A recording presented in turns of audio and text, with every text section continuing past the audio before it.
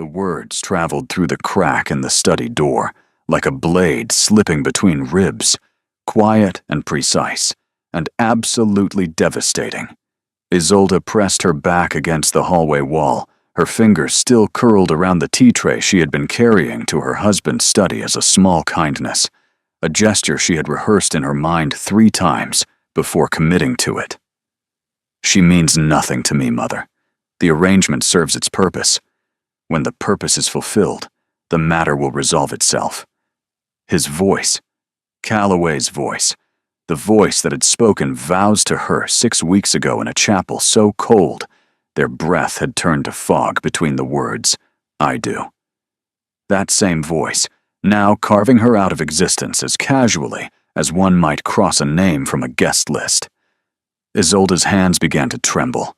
The teacup rattled against its saucer, a tiny porcelain earthquake that seemed deafening in the silence of the corridor. She pressed the tray against her stomach to still it, the heat of the pot bleeding through her dress, burning her skin. But the pain felt distant, irrelevant. Nothing compared to the hollow expanding in her chest. Through the door, the Dowager Duchess responded, her voice carrying the particular crispness of a woman who had spent 60 years sharpening every syllable into a weapon. "Then why did you marry her, Calloway? If she means nothing, why go through the spectacle?" "Because you gave me no alternative." His chair creaked. Isolde could picture him leaning back, one hand dragging across his jaw, the way he always did when he was irritated. "You and the creditors, and this rotting estate. You told me to find a solution or watch Ashworth fall. I found a solution. She is the solution. Not a wife, not a partner. A solution." Silence. Then the Dowager again, softer now, almost careful. "And if she discovers that?" "She will not. Isolde is obedient, quiet. She does what she is told, and asks nothing inconvenient. That is precisely why I chose her. Obedient, quiet. Asks nothing inconvenient." Each word was a nail driven through the image Isolde had built of herself over 6 weeks of marriage. The image of a wife who was beginning to matter, beginning to be seen by a husband who was distant but not unkind. She had mistaken his courtesy for warmth. She had mistaken tolerance for the slow beginnings of affection. She had been wrong. The tea tray tilted. She caught it, but the small silver spoon slid free and hit the marble floor with a sound like a bell being struck in an empty church. The conversation behind the door stopped. Isolde did not wait. She turned and walked, not ran. Walked, because even now, even with her world cracking open beneath her feet, she would not give anyone the satisfaction of seeing her flee. Her shoes made no sound on the thick carpet of the east corridor. She passed the portrait gallery, where 8 generations of Ashworth dukes stared down from gilded frames, their painted eyes following her with the same indifference their living descendant had just expressed. "She means nothing to me." The words played on a loop, each repetition stripping away another layer of the composure she wore like armor. By the time she reached her rooms, her vision was blurring, and her throat had closed around something too large and too sharp to swallow. She set the tea tray on the writing desk. She sat on the edge of the bed. She pressed both hands flat against the embroidered coverlet and breathed. In, out, in, out. She would not cry. Crying implied surprise, and some part of her, some quiet, honest, deeply buried part, had always known this was too good to be true. Girls like Isolde Merriweather did not marry dukes. Not really. Not in any way that mattered. They were borrowed, used, and eventually returned to the modest lives from which they had been plucked. She had simply allowed herself to forget that. She had allowed herself to hope. And hope, as her grandmother used to say, was the cruelest kind of debt, because it always came due at the worst possible moment. A knock at the door made her flinch. Your Grace." It was Prentice, the young housemaid assigned to attend her. "Shall I draw your bath?" Isolde's voice came out flat, controlled. belonging to someone she did not quite recognize. Yes, Prentice, that would be lovely. She listened to the girl move through the adjoining room, the splash of water, the clink of bottles. Normal sounds, the sounds of a life that was supposed to be hers. She looked at the tea tray she had carried all the way from the kitchen herself because she had wanted, foolishly, stupidly, to do something with her own hands for the man she had married. The tea was cold now. It did not matter. Nothing about that small, hopeful gesture mattered anymore. But even as the ache settled into her bones, something else stirred beneath it. Not sadness, not resignation. Something sharper, something with teeth. Because Isolde Merriweather had grown up in a house where the roof leaked and the winters lasted forever, and she had learned very young that the difference between surviving and drowning was simply deciding which one you refused to do. She was not going to drown. Not here. Not because of him. She just needed to figure out what to do next. The marriage had begun, as so many disastrous things do, with a letter. 3 months before the wedding, Isolde had been sitting in the back room of her mother's millinery shop in the village of Thornfield, stitching silk flowers onto a bonnet she would never be able to afford, when her brother Soren walked in with an expression she had learned to distrust, the particular brightness in his eyes that meant he had found another scheme, another shortcut, another brilliant idea that would almost certainly end in catastrophe. He set a letter on the work table between them, thick cream paper, a wax seal she did not recognize, deep burgundy, pressed with a crest that featured 2 wolves flanking a shield. "Before you say no," Soren began. "I have not said anything. You are about to. Your left eyebrow does a thing." He sat across from her, pushing aside ribbons and hat forms. "Just read it, Isolde." "Please." She picked up the letter. The handwriting was not Soren's. It was precise and angular, each letter formed with the deliberate control of someone who had been taught penmanship as a discipline rather than a skill. The letter was addressed to Soren, but its contents concerned her. It was from a solicitor named Mr. Aldrich Vane, writing on behalf of His Grace, Calloway Ashworth, the 7th Duke of Ravensmere. The language was formal, circuitous, padded with legal courtesies, but stripped to its bones. The message was simple. The Duke required a wife, not a love match, not a society bride, not a woman of fortune or title. He required someone intelligent, presentable, and willing to enter a marriage of practical arrangement. In exchange, the Duke would settle all outstanding debts belonging to the bride's immediate family, provide a generous annual allowance, and ensure the comfort and security of her relations for the duration of the marriage. The solicitor had been directed to Mr. Soren Merriweather, whose acquaintance the Duke had made through certain business dealings, as a man who might know of a suitable candidate. Isolde read it twice. Then she looked at her brother. "You cannot be serious." "The debts, Isolde." Soren's voice dropped. His brightness dimmed into something rawer, more desperate. "Father's debts. The shop is 3 months behind on rent. Mother's eyes are failing. She cannot keep stitching at this pace, and the creditors are no longer sending letters. They are sending men. Men who stand outside the shop and wait. She knew. She had seen them, thick-shouldered and patient, leaning against the wall across the street, watching. Not threatening, not yet, but present. A reminder that debts did not disappear simply because the debtor had died and left behind a widow and 2 children who had nothing to sell. "Who is this Duke?" she asked. "Calloway Ashworth." Soren pulled his chair closer, leaning in as if someone might overhear them in the empty back room. "I met his man of business last year when I was trying to sell those shipping shares. The estate is called Ashworth Hall. Massive place in Harrowick, north of London.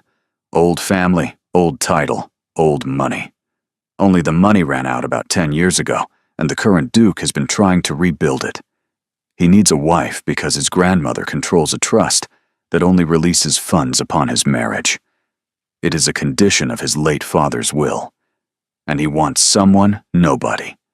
Someone with no connections, no expectations, no power to complicate things. He wants someone manageable, Isolde said, her voice quiet. Soren flinched. He wants someone smart. I told his solicitor about you, and you told a stranger about me. You offered me up like... It is not like that. Then what is it like, Soren? Because from where I am sitting, it looks remarkably like you are selling your sister to pay your debts. Our debts. Our family's debts. The ones keeping Mother awake every night. The ones that will put us on the street by winter. He was not wrong. That was the worst part. He was not wrong about any of it. The debts were real. The creditors were real. Her mother's failing eyesight was real. The slow, grinding erosion of their lives since her father's death was real. And this letter, this absurd, insulting, impossible letter, was the first real solution anyone had offered. She looked down at the cream paper, at the burgundy seal, at the careful handwriting of a solicitor who dealt in transactions, not feelings. What does he look like? She asked, and immediately hated herself for caring. Soren relaxed, sensing an opening. He's not unpleasant. 34. Tall, dark hair, rather severe looking from what I've gathered, but not cruel. His staff speaks well of him. He's respected, if not exactly warm. Not exactly warm. That was a phrase that could cover anything from mildly reserved to emotionally barren. Isolde set the letter down and returned to her stitching, pulling the needle through silk with fingers that wanted to shake, but would not be permitted to. I need to think about it. Of course. Take your time. But Isolde, she looked up. There is not very much time. She thought about it for 4 days. 4 days of stitching bonnets and measuring ribbon, and pretending she did not see the men across the street.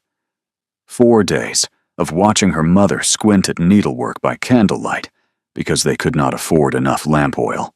4 days of Soren hovering, trying not to pressure her and failing spectacularly.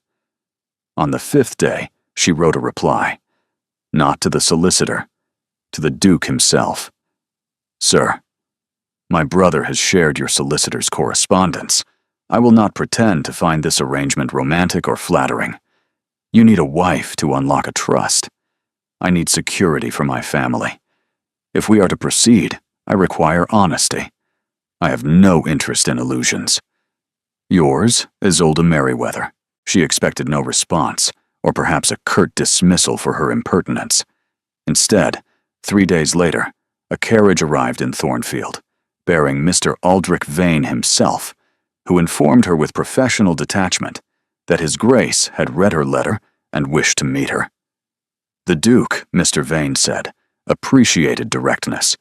The meeting took place at an inn halfway between Thornfield and Harrowick, a neutral ground that felt more like a negotiation than a courtship. Calloway Ashworth was exactly as Soren had described. Tall, dark-haired, severe. He sat across from her at a private table with the posture of a man accustomed to authority and the expression of someone conducting an interview for a household position. He was handsome, she noticed with some irritation, the kind of angular, sharp-featured handsomeness that suggested he had never in his life needed to be charming because his face did the work for him. His eyes were gray, pale, and assessing, the color of winter rivers. You wrote that you have no interest in illusions, he said without preamble. His voice was low, measured, and carried the faint rasp of someone who did not use it for unnecessary conversation. I do not. Then I will be direct. I need a wife. Specifically, I need a wife before the autumn quarter, when the trust conditions must be satisfied. The marriage will be legal and binding, but its nature will be practical. I do not expect affection, and I will not pretend to offer it. In exchange, your family's debts will be cleared within the week of our wedding, and you will receive an annual income of your own. Your mother will be provided for. Your brother's situation will be stabilized. And what do you expect from me? Isolde asked. Compliance with the public expectations of a duchess, attendance at necessary social functions, civil behavior in front of my grandmother, who will be difficult, but must be managed. Beyond that, your time is your own. He said it as if he were describing the terms of a tenancy, not a marriage. Isolde studied him, looking for cruelty or contempt, and finding neither. Just a calm, calculated pragmatism that was somehow worse because it left no room for anything human. And if I want more than compliance? She asked. More? If I want to actually live in this marriage, to have a say in household decisions, to be treated as a partner rather than a contractual obligation. His gray eyes narrowed slightly. You are negotiating? You said you appreciate directness. I do. Then directly, I am agreeing to marry a stranger to save my family. The least I can expect is to be treated as a person rather than a line item in your estate accounts. Something shifted in his expression, too fast to read. You have spirit, Miss Merriweather. Whether that is an asset or a complication remains to be seen. Very well. You will have a voice in household matters. I will treat you with courtesy and respect, but I will not pretend to feelings I do not have. Is that acceptable? It should not have been. A wiser woman, a woman with options, would have walked away. But Isolde did not have options. She had a mother going blind, a brother drowning in debt, and a life that was slowly collapsing inward like a house with rotting beams. She extended her hand across the table. It is acceptable, Your Grace. He took it. His grip was firm, warm, and businesslike. No lingering, no suggestion of anything beyond the transaction they had just concluded. They married 5 weeks later in the chapel at Ashworth Hall. The ceremony was small. Soren stood as witness, looking both relieved and guilty. The Dowager Duchess of Ravensmere sat in the front pew, like a monument carved from disapproval, her silver hair pinned beneath a black lace cap, her gray eyes, the same pale shade as her grandson's but colder, fixed on Isolde with the intensity of a jeweler examining a questionable stone. There were no other guests, no flowers except what grew wild in the chapel yard, no music except the vicar's thin voice echoing off stone walls. Isolde wore a dress of pale ivory silk that the Duke's solicitor had arranged, simple, elegant, and borrowed. Everything about this moment was borrowed. The dress, the name she was about to take, the life she was about to enter. When Calloway slid the ring onto her finger, a plain gold band that felt heavier than it should, he met her eyes for exactly 2 seconds. His expression was unreadable. Hers, she hoped, was equally so. That night, he showed her to a suite of rooms on the east wing. Yours, he said. Mine are in the west wing. If you need anything, the housekeeper, Mrs. Dalton, will attend to you. Good night, Miss Mary, he caught himself.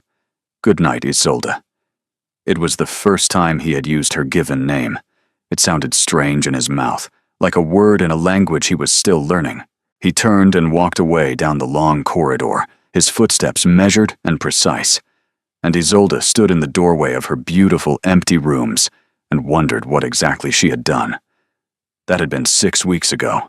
6 weeks of courtesy without warmth. 6 weeks of meals eaten in the echoing dining room, where conversation was rationed like wartime provisions. 6 weeks of Calloway disappearing into his study at dawn and emerging at dinner, polite, distant, and utterly impenetrable. She had tried.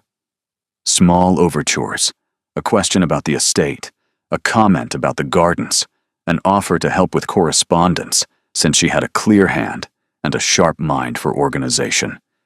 Each time he responded with perfect civility and absolute deflection. That is kind of you, but unnecessary. The gardens are managed by Hargrove. I have the correspondence well in hand. Thank you.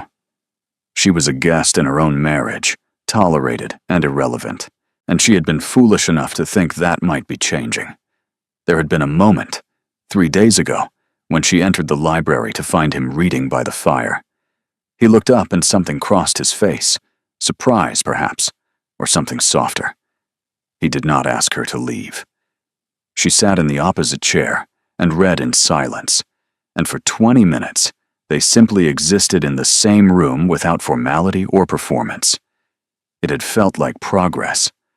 Like the first crack in a wall, she was slowly, patiently, learning to navigate. She had carried that feeling with her for 3 days, nurturing it like a flame cupped against wind, and then she had heard him through the study door. "She means nothing to me, Mother." Standing now in her rooms, the cold tea still sitting on the writing desk, Isolde felt the full weight of her situation settle onto her shoulders. She was married to a man who considered her a transaction. She lived in a house where she was tolerated but not wanted. She had traded her freedom for her family's security, and the price was turning out to be higher than she had calculated. But she had made a deal. And Isolde Merriweather, now Isolde Ashworth, Duchess of Ravensmere, did not break deals. She did not run. She did not crumble. She sat very still on the edge of her borrowed bed in her borrowed life, and she began, quietly and methodically, to plan. Because if Calloway Ashworth thought she was obedient and quiet and nothing more, he was about to discover just how dangerously wrong a duke could be. The next morning, Isolde woke before dawn, not from habit, but from the particular restlessness of someone who has made a decision in the dark and now must face it in the light. She lay still for a moment, staring at the canopy above her bed, tracing the embroidered vines that curled across the silk like secrets whispering to each other. Then she rose, dressed herself without waiting for Prentice, and went downstairs. Ashworth Hall in the early morning was a different creature from the house she had come to know. Without the servants moving through it, without the dowager's presence pressing down on every room like a weather system, the place revealed itself. It was enormous, not merely large in the way that comfortable houses are large, but vast in the way that empires are vast, built to remind anyone standing inside it that they were small and the family who owned it was not. The entrance hall alone could have swallowed her mother's entire shop. The staircase swept upward in a curve of polished oak that gleamed like dark honey in the thin morning light. Portraits lined every wall, ancestors in powdered wigs and military uniforms, women in jewels that could have fed Thornfield for a decade. Isolde moved through it all slowly, deliberately, the way one might walk through a foreign country, noting landmarks and exits. She had lived here for 6 weeks, but she had not truly looked. She had been too careful, too conscious of her position, too busy trying to shrink herself into something that would not offend or intrude. She had taken meals in the dining room and retreated to her rooms. She had walked the same 3 corridors and avoided the rest. She had treated Ashworth Hall like a hotel where she was an uncertain guest, tiptoeing around the edges of a life she had been given no permission to fully inhabit. That ended today. She found the kitchens first, a massive stone-floored room in the basement level, warm with the residual heat of banked fires and smelling of bread dough and dried herbs. The cook, a broad woman named Mrs. Firth, looked up from her morning preparations with undisguised surprise. "Your Grace, is something wrong?" "Nothing is wrong, Mrs. Firth. I wanted to see the kitchens." The cook blinked, as if the Duchess visiting her domain was roughly as expected as a horse wandering into the drawing room. "Well, here they are, Your Grace." Isolde looked around, taking in the copper pots, the long preparation tables, the pantry shelves lined with preserves. It was the most alive room she had encountered in this house. "Who plans the menus?" "I do, Your Grace, in consultation with Mrs. Dalton." "I would like to be involved," Isolde said. "Not to interfere, but to learn. I should know how this household runs." Mrs. Firth's expression shifted from surprise to something cautious, but not unfriendly. "Of course, Your Grace. Whatever you wish." From the kitchens, Isolde explored methodically. The laundry rooms, where 3 women worked in clouds of steam.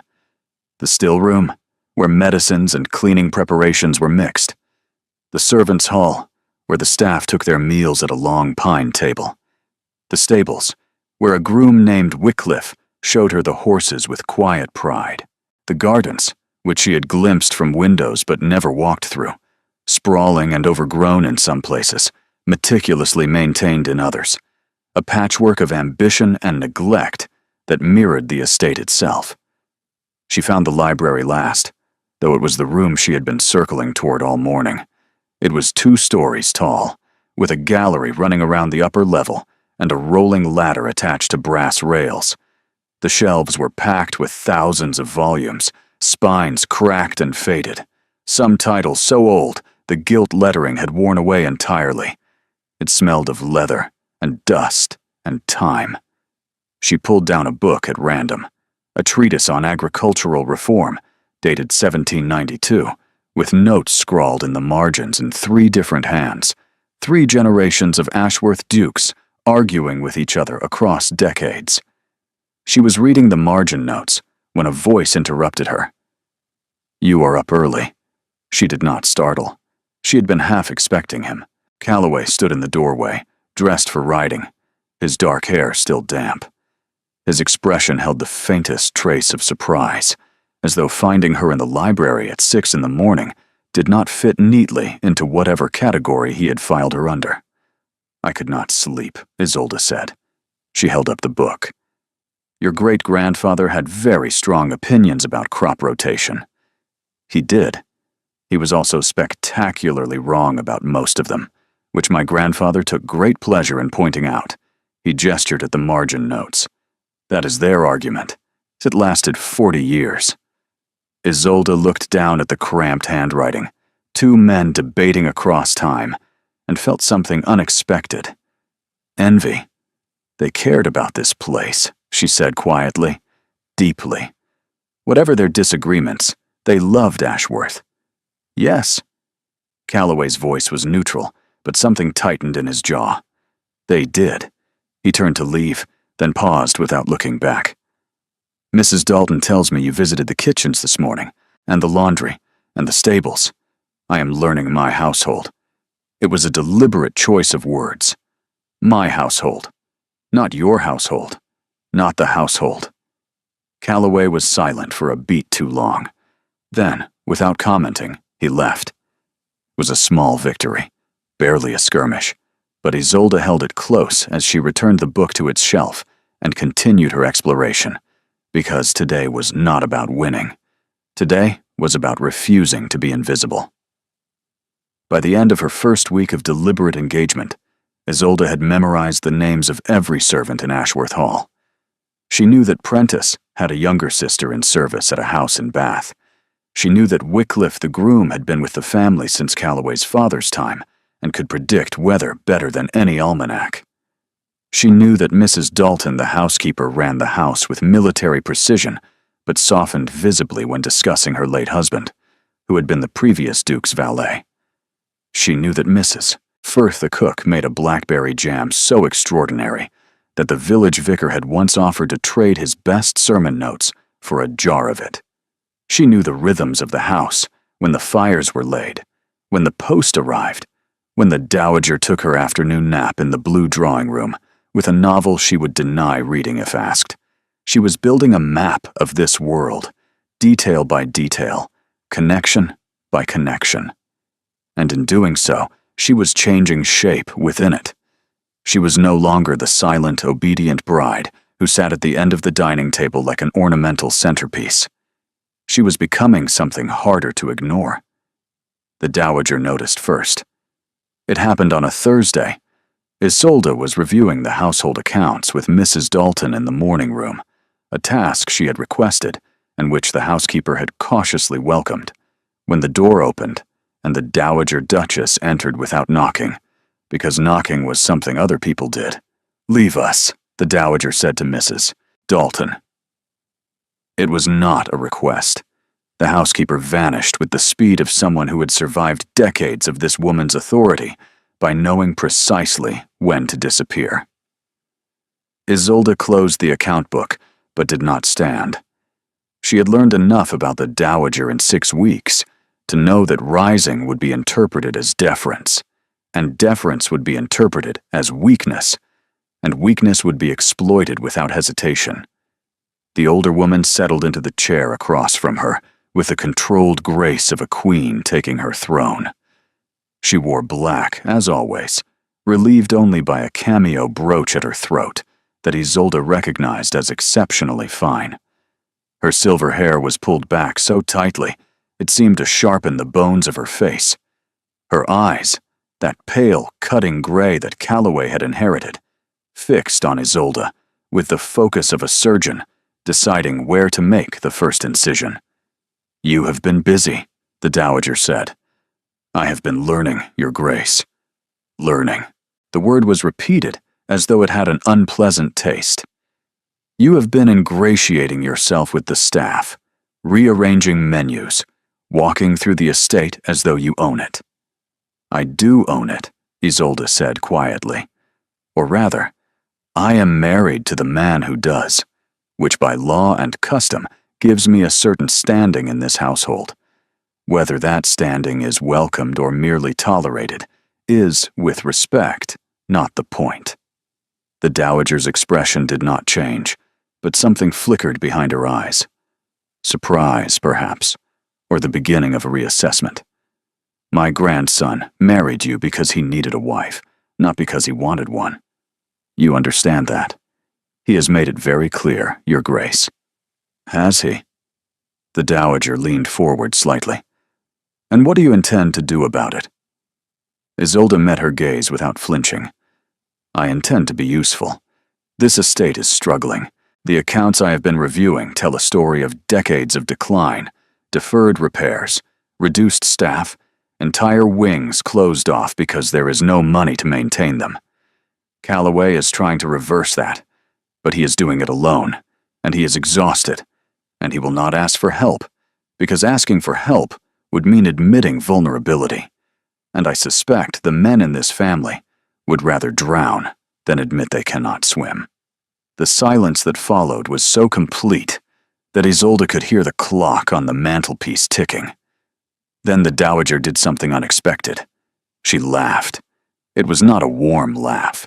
It was sharp and brief and carried the edge of genuine astonishment, like the sound a hawk might make if a mouse suddenly turned and bit it. "You are not what I expected," the Dowager said. "I rarely am.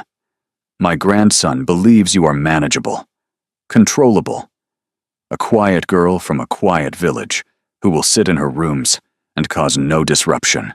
Isolde's hands tightened in her lap, but her voice remained steady. "And what do you believe, Your Grace?" The Dowager studied her for a long moment. "I believe you are either exactly what this family needs, or exactly what will destroy it. I have not yet decided which." She stood, smoothing her skirts. "I will tell you what I told the last woman who sat where you are sitting, though the circumstances were different. My son's wife, Calloway's mother. What did you tell her? That this family consumes the women who marry into it. It demands everything and offers very little in return. Calloway's mother gave everything, her youth, her health, her happiness. She died in this house at 31, worn down by the weight of it. I watched it happen, and I did nothing because I believed the family mattered more than the individual. I was wrong." Isolde's breath caught. The confession was so unexpected, so raw, that it cracked through every defense she had built. The Dowager moved toward the door, then stopped. "I do not like you, Miss Merriweather." "Isolde, Your Grace." "My name is Isolde." "I do not like you, Isolde. But I did not like Calloway's mother either, and she turned out to be the best thing that ever happened to my son. Perhaps you will surprise me similarly. Perhaps I will simply watch you fail. Either way, I will be watching." She left. Isolde sat motionless for several minutes, her heart hammering, replaying every word. The Dowager had given her 3 things in that conversation: a warning about the cost of this family, an admission of past failure, and something that was not quite permission, but was no longer outright opposition.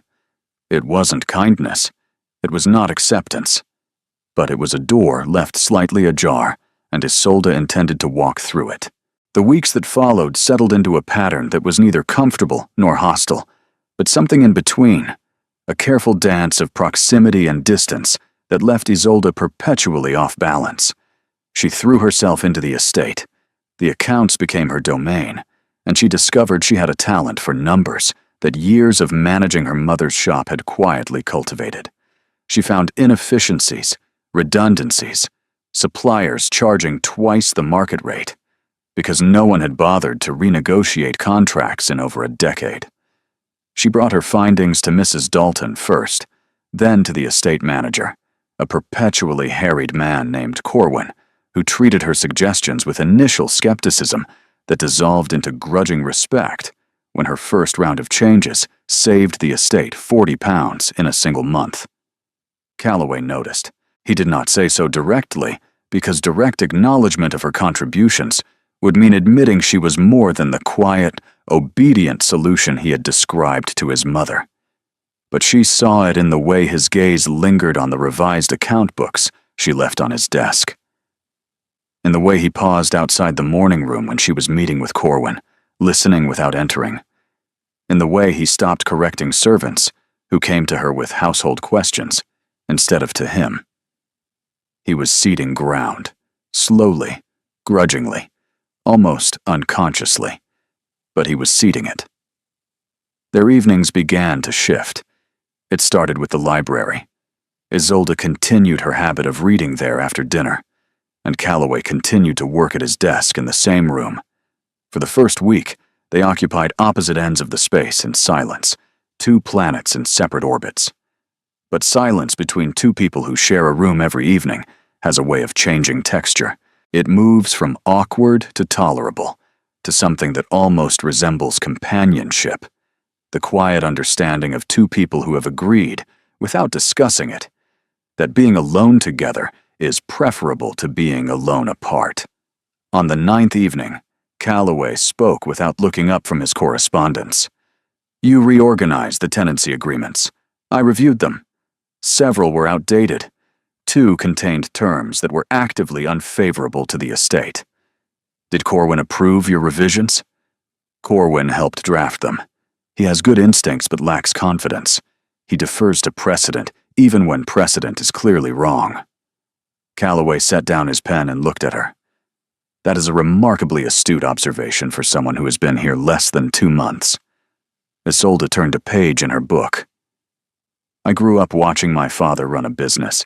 He made every mistake it is possible to make, which gave me an excellent education in what not to do. What happened to his business? He trusted a partner who stole from him. By the time he discovered the theft, there was nothing left to save.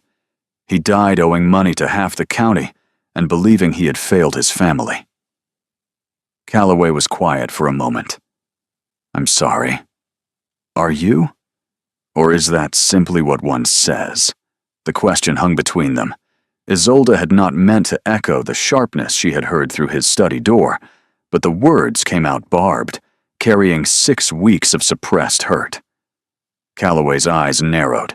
He studied her with an intensity that made her skin prickle, as though he were seeing her clearly for the first time, and was not entirely sure what to make of what he found.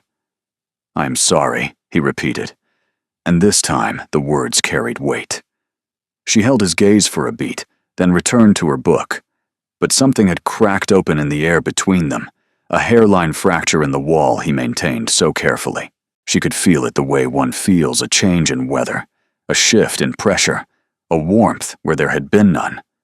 2 days later, he asked her opinion on a land dispute with a neighboring estate. Not through Corwin, not through Mrs. Dalton. He came to her directly, standing in the doorway of the morning room with a document in his hand, and an expression that suggested he was mildly annoyed at himself for being there. The Haverston family claims this boundary has been there since 1760. Our records suggest otherwise, but the survey maps are contradictory. You have a mind for details. What do you see?" She took the document. She studied the maps, cross-referenced the dates, found the discrepancy in under 10 minutes. A surveyor's error, compounded by 70 years of unchallenged assumption. Calloway leaned over her shoulder to see where she was pointing, and for a moment, his proximity stole her concentration entirely. He smelled of leather and ink and the faint sharpness of cold air, as though he had just come in from riding. His sleeve brushed her arm. She cleared her throat. The original survey misidentifies this stream as the boundary marker, but the 1760 deed references an oak tree that stood 40 yards further east. The tree is gone now, but if you check the parish records, there should be a notation of when it was felled, which would confirm the original boundary. He was looking at her, not at the map. His expression was guarded, but his eyes held something she had not seen there before.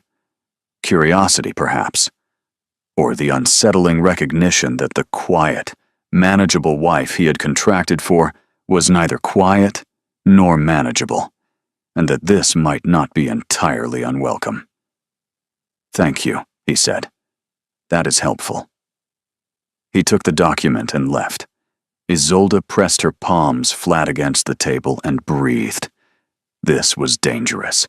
Not the land dispute or the boundary maps or the household accounts. This. The way her pulse quickened when he stood close. The way she found herself listening for his footsteps in the corridor. The way his rare, reluctant attention made her feel more alive than any kindness she had ever received. "She means nothing to me, Mother." The words returned like a slap, and she straightened in her chair, rebuilding her composure like a mason repairing a wall. She was not falling for Calloway Ashworth. She was making herself indispensable. There was a difference. There had to be a difference. Because if there was not, if she allowed this growing warmth to become something more, she would be handing him the power to destroy her with 6 words he had already proven willing to say. That evening in the library, he asked her about her childhood, not with the clinical detachment of their first meeting, but with something approaching genuine interest. What was Thornfield like? Small, Isolde said, the kind of village where everyone knows your business and discusses it over tea. My mother ran a millinery shop. My father had a small trading business before it collapsed. We were comfortable once, then we were not, and the transition happened so quickly it felt like falling. You do not speak of your father often. There is not much to say that is not painful. He was a good man who made a bad choice, and the consequences outlived him. Calloway turned his pen between his fingers. My father was similar in some ways, a good man whose choices had consequences he did not anticipate. His investments in the mines were supposed to save the estate. Instead, they nearly finished it. This was more than he had ever shared. Isolde held very still, afraid that any sudden movement might startle him back behind his walls. How old were you when the money ran out? 14. Old enough to understand what it meant. Young enough to believe I could fix it. He smiled, and it was the saddest expression she had ever seen on a human face. I have been trying to fix it for 20 years. I am still trying. You are not alone in that anymore, Isolde said. The words came out before she could stop them, before she could weigh them for safety, before she could wrap them in the careful neutrality she had been maintaining for weeks. They hung in the air between them, raw and honest, and terrifyingly sincere. Calloway looked at her. Really looked. Not the assessing glance of a man evaluating an arrangement, but the open, searching gaze of someone who had been alone for a very long time and had just heard a sound he did not recognize. He opened his mouth, closed it, and returned his attention to his correspondence. But his hand, she noticed, was not entirely steady on the pen. And when she finally rose to retire for the evening, he said good night without looking up, and his voice was softer than she had ever heard it. Isolde climbed the stairs to her rooms, with her heart in her throat, and the terrible, wonderful, dangerous certainty that something was changing. Whether it was changing for the better or hurtling toward catastrophe, she could not tell. But the wall between them had another crack in it tonight, and she was no longer certain she wanted to stop it from breaking. The Harrowick Harvest Assembly was the most important social event in the county, and the Dowager informed Isolde of their attendance with the casual brutality of a general issuing marching orders. You will attend. You will be seen. You will represent this family adequately, or you will wish you had. It was not an invitation. It was a deployment. Isolde had never attended anything resembling a formal assembly. In Thornfield, the closest equivalent was the midsummer dance at the village hall, where the fiddler drank too much ale, and the schoolmaster's wife always fell asleep in her chair before 9. The Harrowick Assembly was another species entirely. A ballroom lit by 300 candles, an orchestra rather than a single fiddler, women in silk and jewels, and men in tailored evening coats that cost more than her mother earned in a year. This was Calloway's world, the world she had married into but never been presented to, and everyone in it would be watching.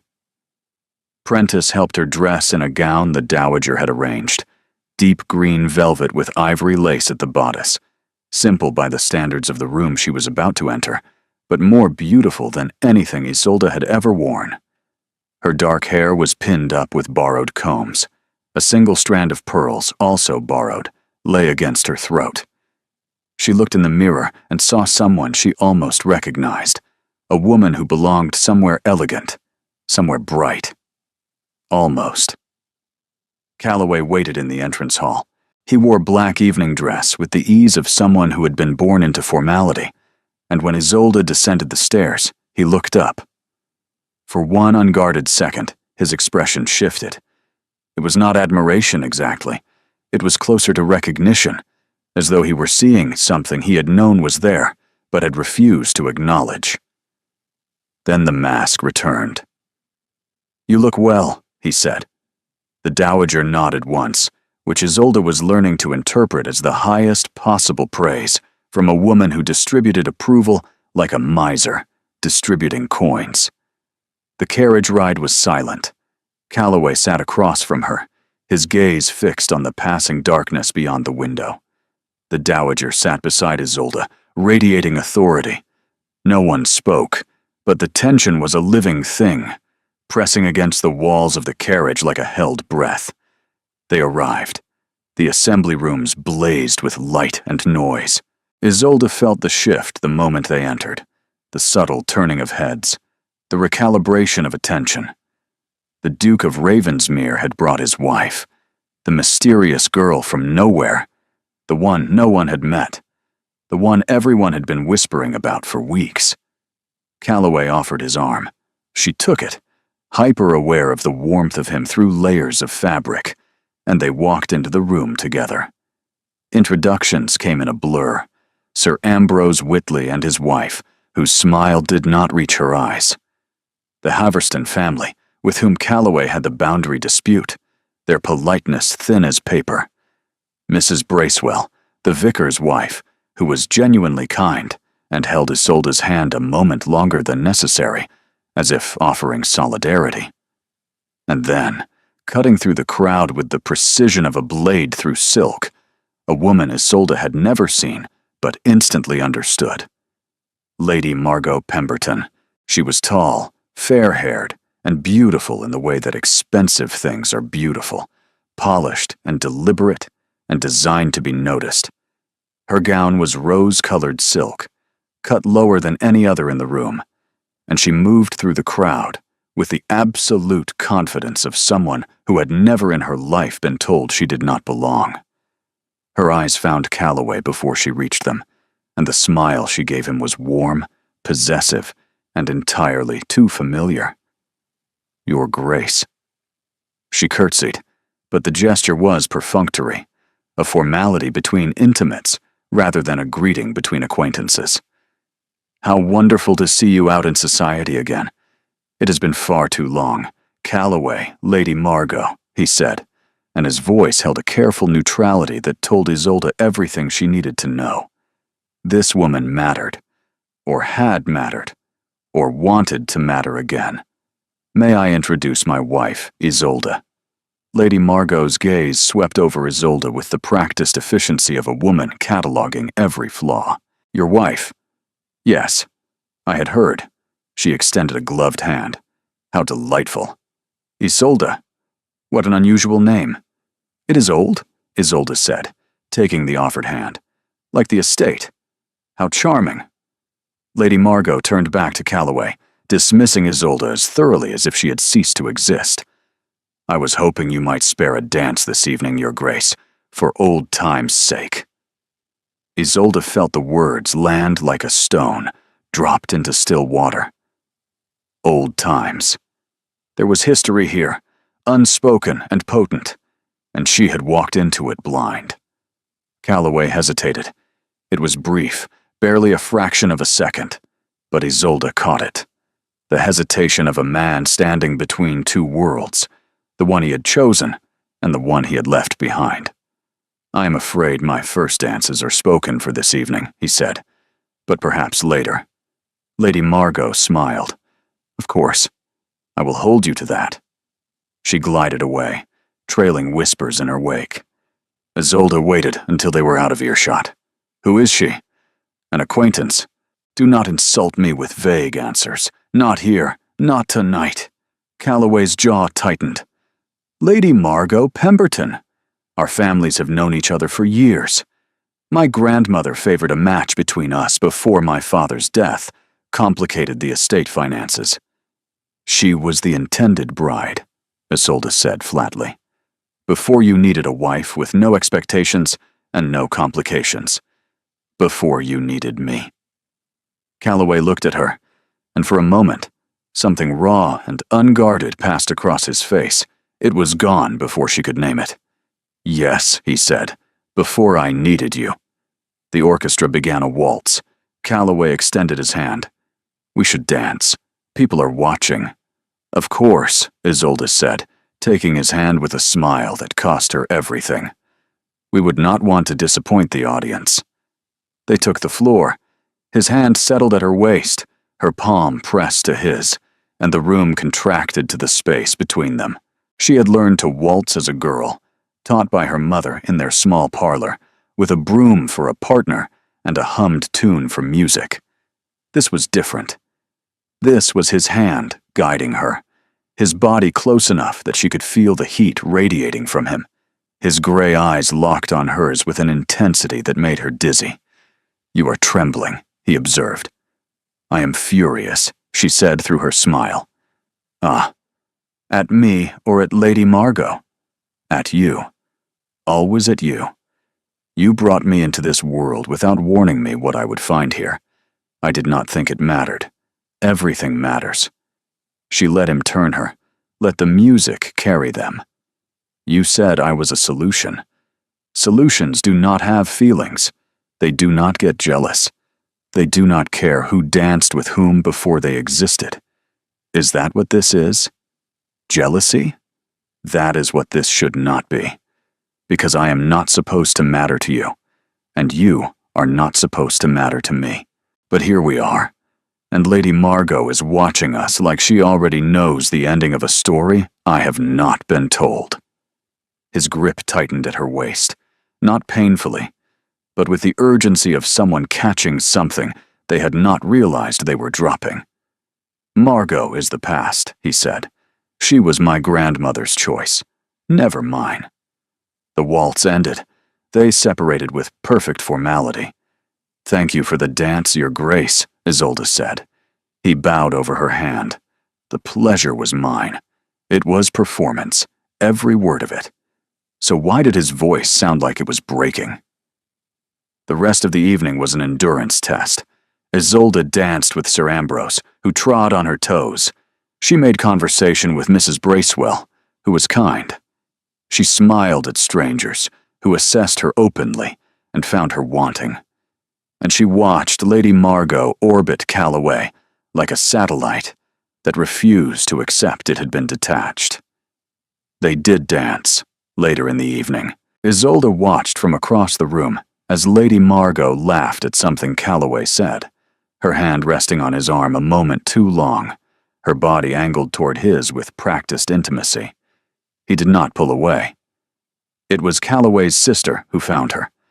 Isolde had not known he had a sister until that moment, which told her how thoroughly she had been kept at arm's length. A young woman appeared at her elbow, dark-haired and sharp-featured like her brother, but with a warmth in her hazel eyes that he completely lacked. She was perhaps 20, dressed in pale blue, and she was looking at Isolde with undisguised curiosity. "You are her," the sister said. "The wife." "You must be the sister no one told me about," Isolde replied. Honoria, she stuck out her hand like a man and shook Isolde's firmly. "I have been in Bath with our aunt. Just arrived this afternoon. Sebastian told me absolutely nothing about you, which means you are either terrible or interesting. And since you do not look terrible, I am hopeful." "Sebastian? His middle name. I refuse to call him Calloway. It sounds like a species of bird." Isolde laughed. She could not help it. The sound surprised her. Honoria beamed. "Oh, good. You laugh. He needs someone who laughs. He's over there being tormented by Margot, I see. That woman is relentless." "Were they?" Isolde began. Together, Honoria's expression grew careful. She wanted them to be. Grandmother wanted them to be. I do not think Sebastian ever quite wanted it himself. But Margot is very skilled at making people forget what they actually want. A pause. Do not let her rattle you. She is impressive, but shallow, like a very beautiful puddle. The orchestra struck up another set. Honoria squeezed her hand. "Come to the house tomorrow. I want to know everything about you that my brother has failed to mention, which is apparently everything." She disappeared into the crowd, and Isolde felt something loosen in her chest, the first tendril of genuine connection in this alien world. But the loosening was short-lived, because later, as the evening wound down and guests began departing, Isolde slipped out to the terrace for air and found Lady Margot waiting like a trap that had been set with patience and precision. "You seem overwhelmed," Lady Margot said, her voice dripping sympathy. "These events can be taxing for those unaccustomed to them." "I am managing, thank you." Lady Margot leaned against the stone balustrade. "Of course you are. You are quite resourceful. Everyone says so. One has to be, coming from where you come from." Isolde said nothing. She had learned from her mother that silence was sometimes the sharpest weapon available. "You should know," Lady Margot continued, her voice dropping to something intimate and poisonous, "that Calloway and I have an understanding. We have had one since we were young. This marriage of his, this arrangement, it changes nothing between us. He did what he had to do for the estate. Everyone understands that. But arrangements end. And when this one does, things will return to what they were." Isolde's hands were cold. Her chest ached, but she kept her voice even. "If your understanding with the Duke is so secure, Lady Margot, I wonder why you feel the need to explain it to me at a party." The other woman's expression hardened. "Because I want you to understand your position. You are a placeholder. Enjoy the dresses and the title while they last, but do not mistake proximity for permanence. And do not," she stepped closer, her perfume cloying in the night air, "make the mistake of falling in love with him. It would be terribly inconvenient for everyone." Isolde met her eyes. "Thank you for the advice, Lady Margot. I will give it exactly the consideration it deserves." She walked past her, back into the ballroom, back into the noise and light and judgment, and she did not let her face break until she was safely inside the carriage, where she turned her head toward the window and pressed her burning eyes against the cold glass. In the seat across from her, Calloway watched. She could feel his gaze, but refused to meet it. When they arrived home, she went directly to her rooms without speaking to anyone. That night, she did not go to the library. 3 days passed. Isolde buried herself in estate work with a ferocity that alarmed even Mrs. Dalton. She reorganized the linen inventories. She drafted new supplier contracts. She walked the tenant farms with Corwin, listening to complaints and taking notes with methodical precision. She did not go to the library. She did not seek Calloway's company. She rebuilt her walls, brick by brick, mortaring each one with the memory of his words through the study door and Lady Margot's poisonous confidence on the terrace. On the third evening, Calloway came to find her. She was in the morning room, working by candlelight because the fire had burned low, and she had not noticed. He stood in the doorway, and she could feel him there without looking up, the particular weight of his presence that she had become attuned to against her will. "You have been avoiding me. I have been working. That is not what I said." She set down her pen. "What would you like, Your Grace?" He flinched at the formality. The tiny recoil was almost invisible, but she saw it and hated herself for the satisfaction it gave her. He crossed the room and placed something on the desk beside her. It was a small leather-bound journal, old and slightly battered, with a clasp shaped like a leaf. "It belonged to my mother," he said. "She kept it during the first year of her marriage. I found it in the library after she died. I have never shown it to anyone." Isolde stared at the journal without touching it. "Why are you showing it to me?" "Because she wrote about what it felt like to arrive here, a stranger in a strange house, married to a man she barely knew, surrounded by people who viewed her as an intruder. She wrote about loneliness and doubt and the slow, terrifying process of learning to belong somewhere that did not want her." He paused. "I thought you might understand." Her throat closed. She picked up the journal with careful hands, feeling the weight of it, the history embedded in the worn leather. "This is not a small thing, Calloway." "No, it is not." She opened the first page.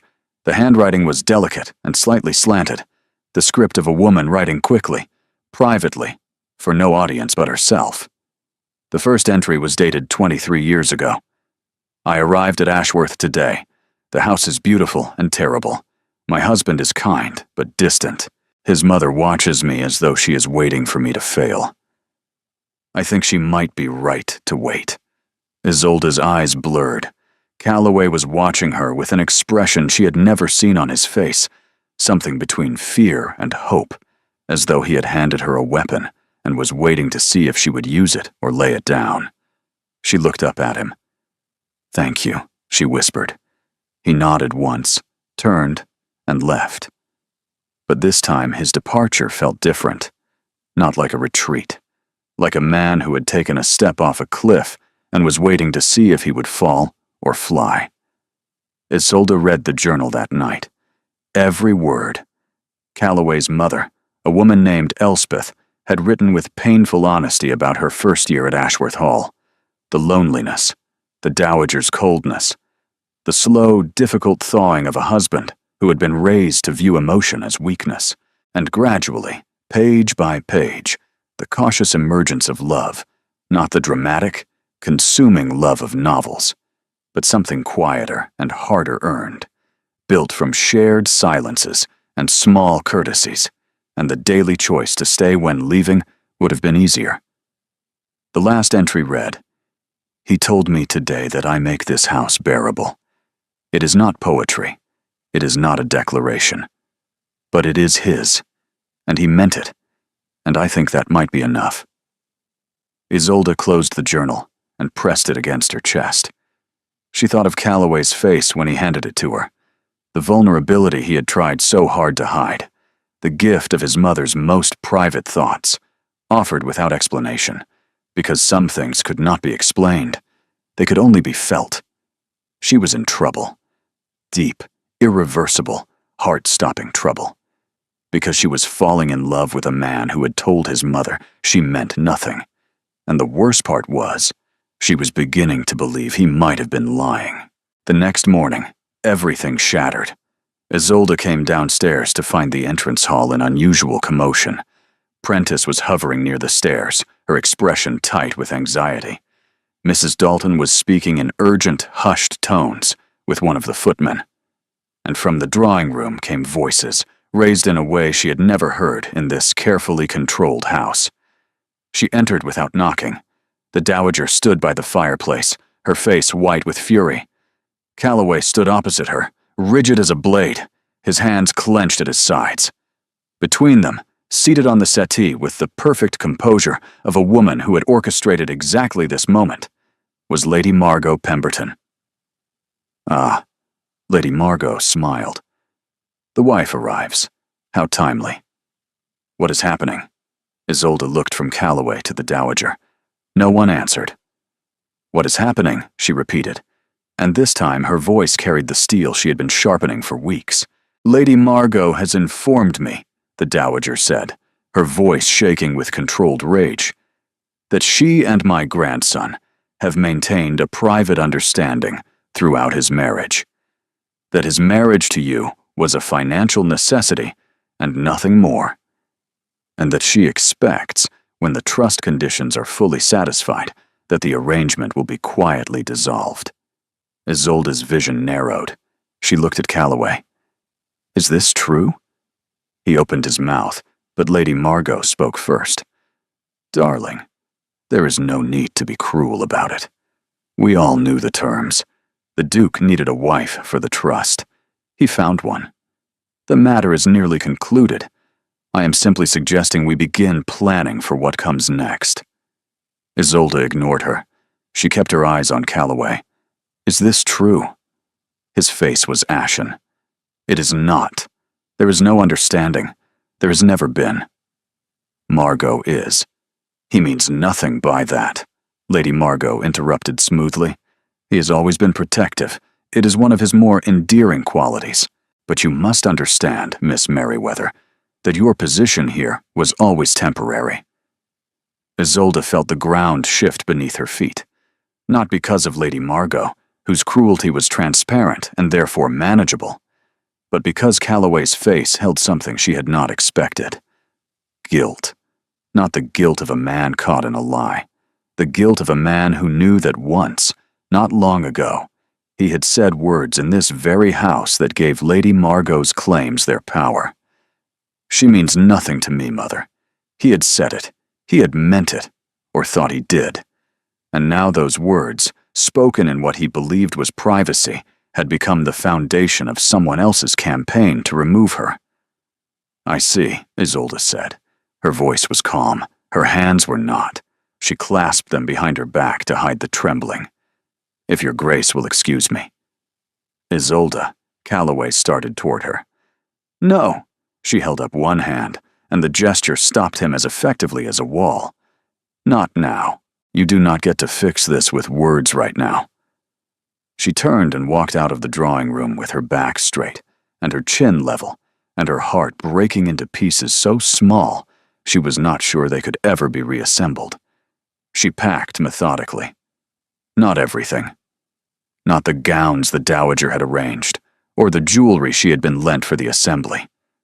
She packed her own things, the few items she had brought from Thornfield, the dress she had arrived in, her mother's sewing kit, a handkerchief embroidered with her initials. She packed Elspeth's journal because Calloway had given it to her, and she could not leave it behind. It was the one thing in this house that had been truly hers. Prentice stood in the corner, tears streaming silently down her face. Please, your grace, do not leave. Not like this. Tell Mrs. Dalton I am grateful for her kindness.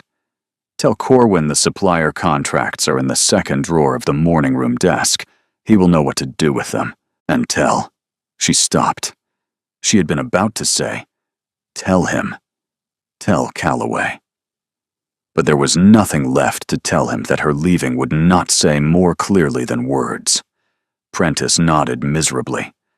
Isolde left through the servants' entrance because she could not bear to walk past the drawing room again. She hired a cart from the village and sat in the back among sacks of flour and dried goods, wearing her old dress, carrying her small bag, watching Ashworth Hall grow smaller behind her until the road curved and the house disappeared behind a line of ancient elms. She did not cry. There would be time for that later. Right now, she needed to survive the journey home, and surviving was what Isolde Merriweather did best. Home was exactly as she had left it. The shop with its window display of bonnets no one was buying. The rooms above it, small and clean, and smelling of lavender and soap. Her mother at the work table, squinting at stitchwork in the fading afternoon light, the creak of the floorboards, the tick of the mantel clock, the smallness of everything. Isolde, her mother said, rising. She did not ask why. She took one look at her daughter's face and simply opened her arms. They stood like that for a long time. In the days that followed, Isolde tried to rebuild her old life. She took over the shop accounts, which Soren had mismanaged in her absence. She stitched bonnets and arranged window displays and swept the floors and boiled tea and did all the things she had done before Ashworth Hall, before Calloway, before the borrowed life that had almost convinced her she could be someone else. But the old life did not fit anymore. It was like putting on a dress she had outgrown, the seams pulling, and the fabric tight across the shoulders.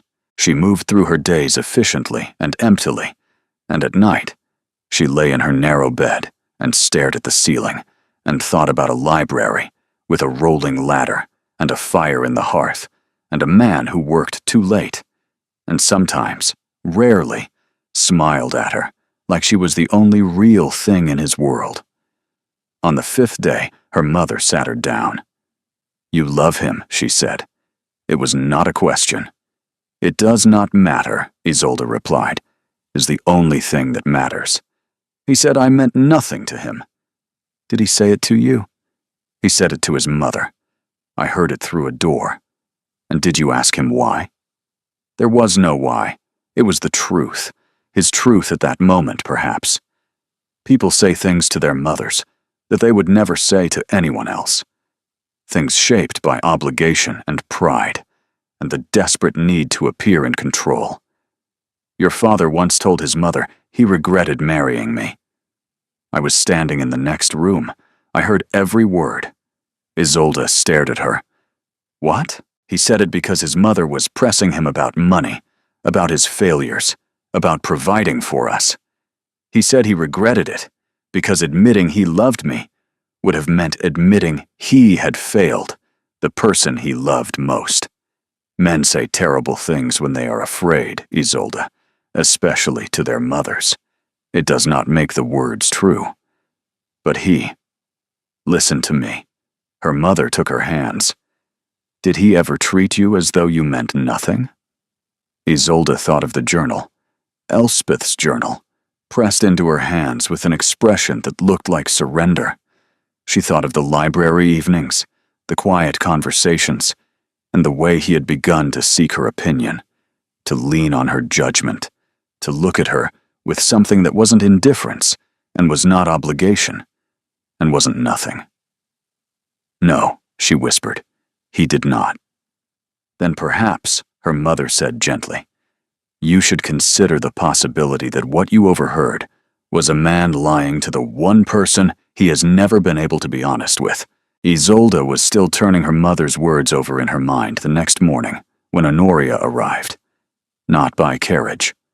On horseback, her hair half undone, her riding habit splashed with mud, looking as though she had ridden through the night, because she had. She burst into the shop like a weather event, startling Isolde's mother so badly that a box of hat pins crashed to the floor. "You left," Honoria said, breathless and furious, and radiating the particular energy of a young woman on a mission. "You left, and he is falling apart, and you have to come back." "How did you find me?" "He told me." "Well, he did not tell me exactly. He threw a paperweight at the wall, and then told me, which is the same thing in his language." Honoria grabbed her hands. "Listen, Margot is a liar. She always has been.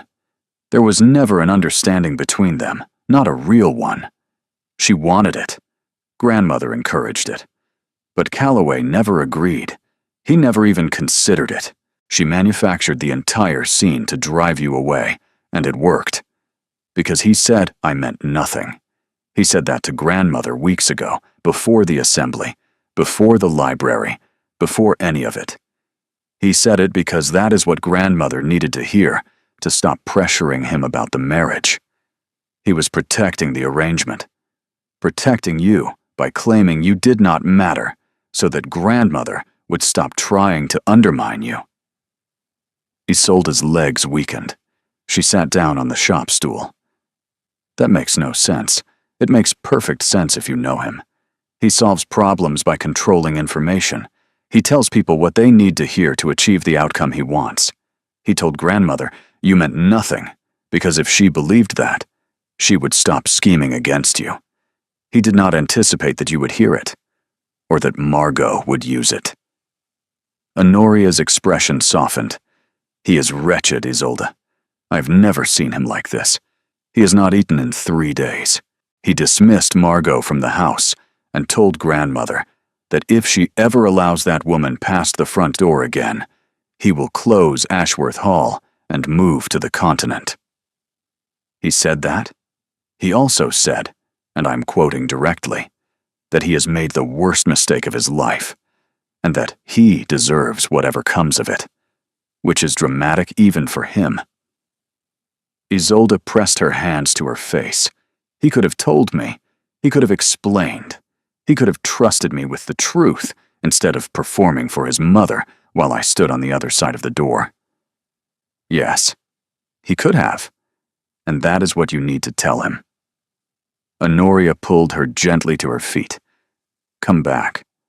Not for the house, or the title, or the arrangement. Come back because he needs you, and you need him. And this stubborn, terrified, emotionally incompetent man is in love with you, whether he knows how to say it or not. Isolde looked at her mother, who nodded. Go, her mother said. Go home. Home.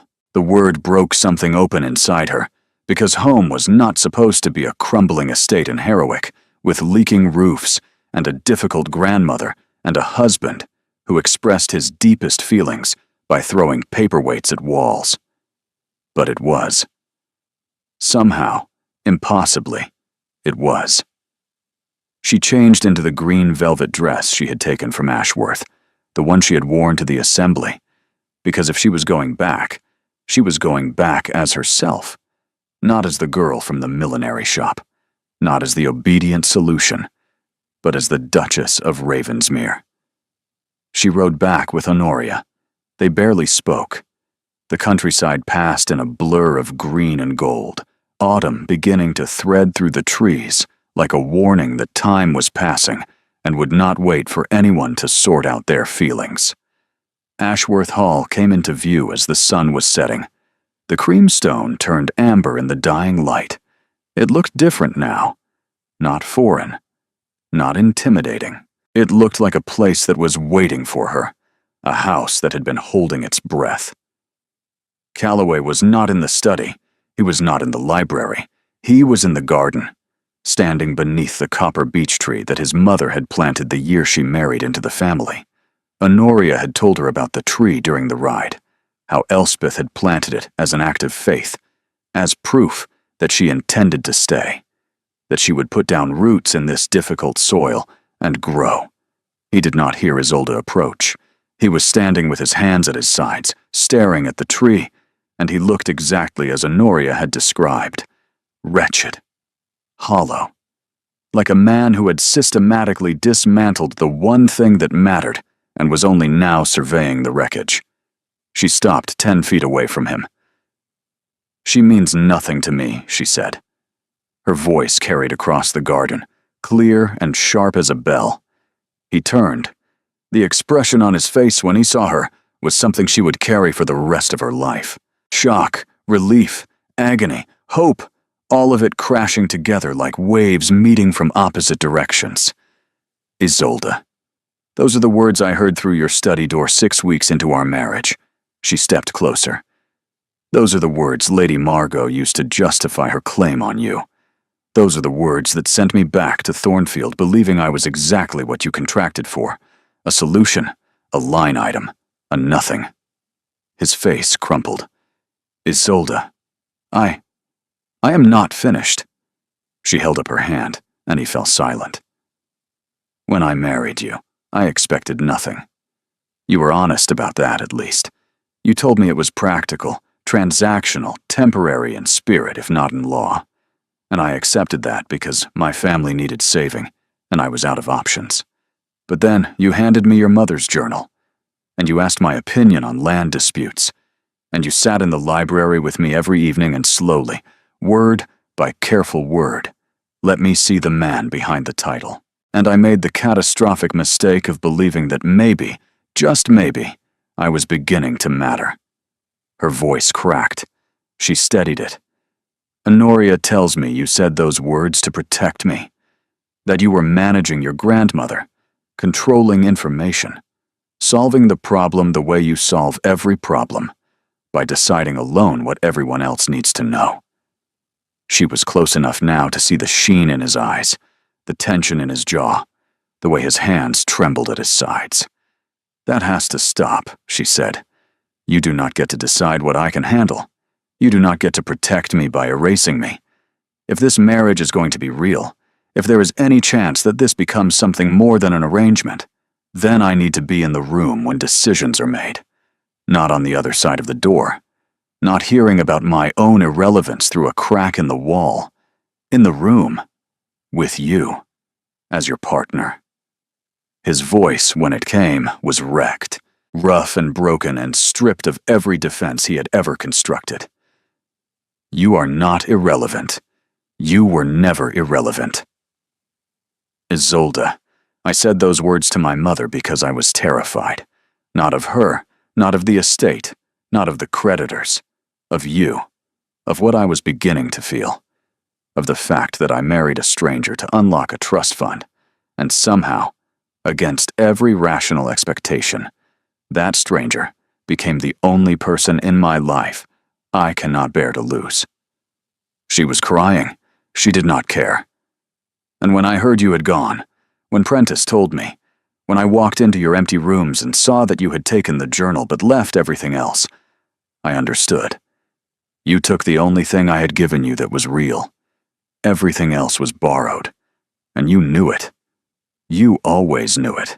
She tried to speak. He crossed the distance between them and took her face in his hands. I love you. The words fell from him like a confession torn from someone who had spent a lifetime refusing to confess. I love you. And I am terrible at it, because I have never done it before. And my only example was a mother who died before I could know her, and a father who buried his grief so deep it poisoned everything. But I love you, imperfectly and clumsily, and far too late. And if you will let me, I will spend the rest of my life getting better at it. She kissed him. Not gently, not carefully. She kissed him the way you kiss someone when you have been drowning, and they are air, desperate and fierce, and full of every word she had swallowed for weeks.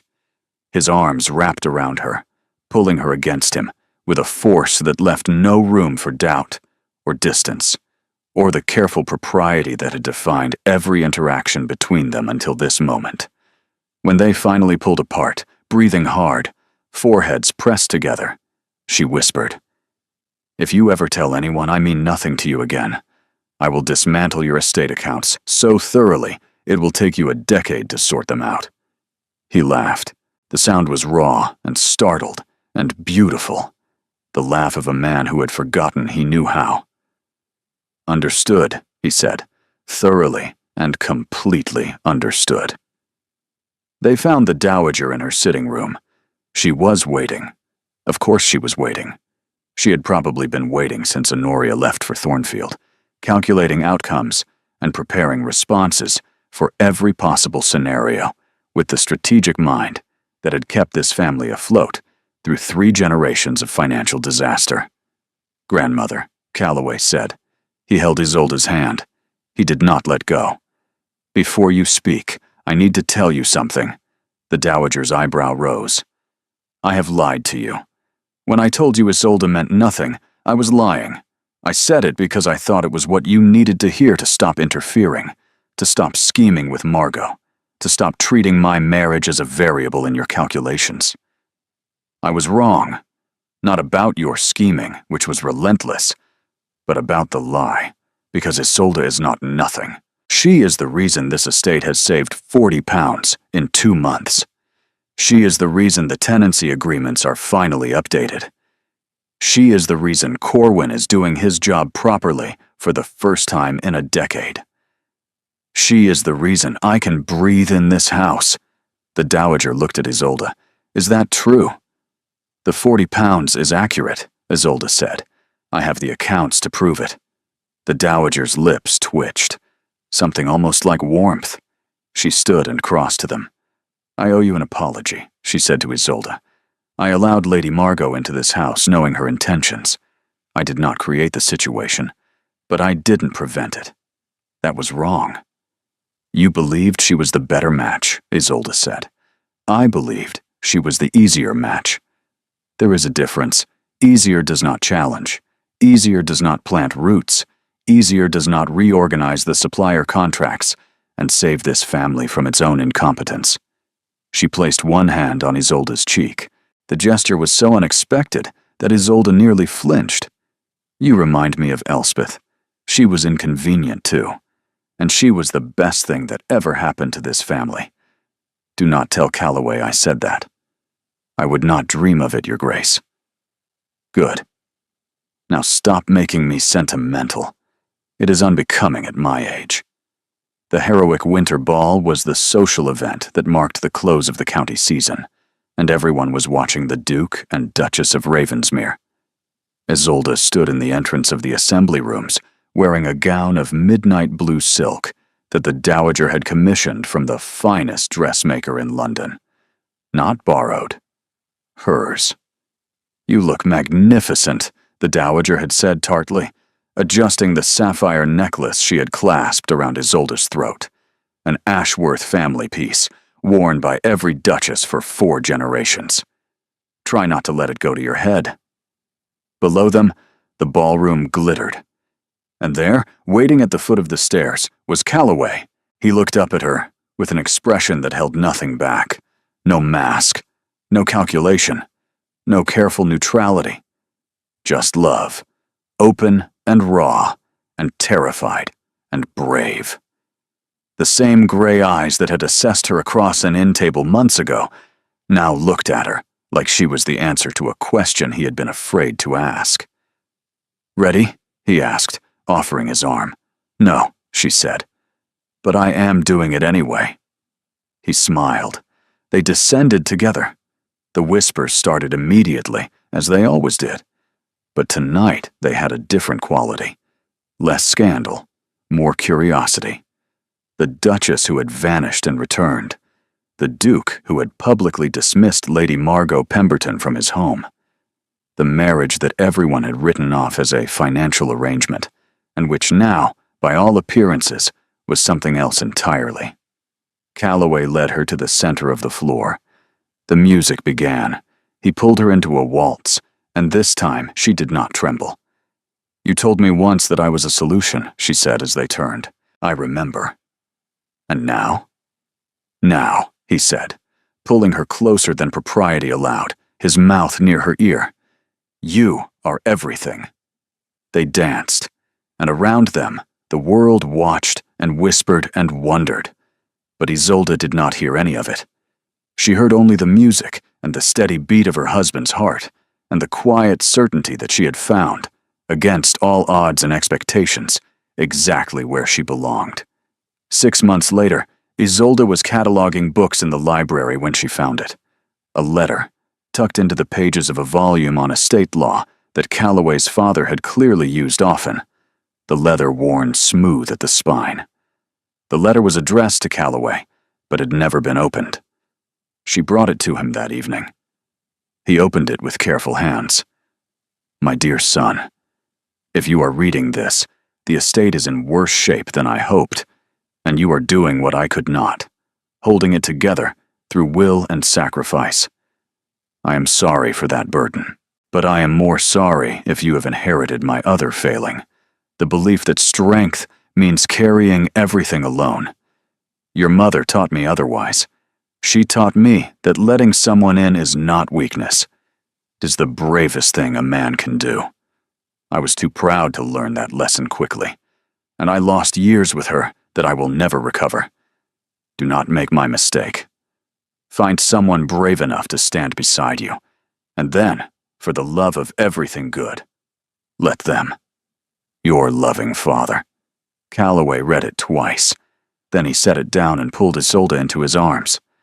Thank you, he said, for finding this, for staying, for being brave enough to stand beside me even when I gave you every reason not to. She pressed her face against his chest and listened to his heartbeat. You know, she said, I think your father and your mother would have liked me. My mother did not like anyone. That is what the Dowager says too, and yet here I am. Here you are, he agreed, exactly where you belong, and in a crumbling estate in Harrowick, with leaking roofs and a formidable grandmother and a library full of arguing ancestors. The Duke of Ravensmere held his wife and understood, finally and completely, that she had never meant nothing. She had meant everything. He had simply been too afraid to say it. Thank you for being here. You are the reason these stories exist, because you believe in love that demands honesty over performance, in characters who refuse to be erased by the people who should see them most clearly, in the courage it takes to stay when leaving would be easier, and the greater courage it takes to come back. If this story moved you, I would love to hear which moment stayed with you. Your thoughts and engagement shape what comes next. Consider subscribing if you want more stories of love that is earned, not given, of women who refuse to be nothing, of men brave enough to admit when they are wrong. Thank you for listening. Thank you for caring. Until next time.